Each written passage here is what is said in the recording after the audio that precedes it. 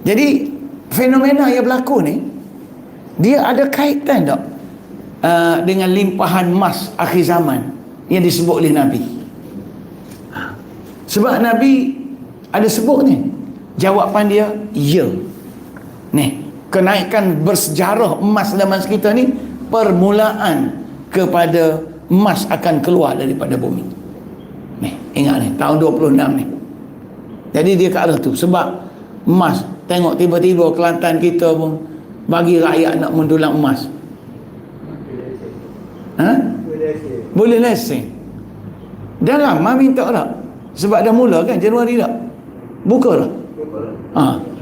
Maksudnya rakyat bebas dah lepas ni nak pergi dulang. Dan emas akan melimpah. Emas akan melimpah tu. Dan ingat, bila emas melimpah, apa ujian? Rakyat akan mewah.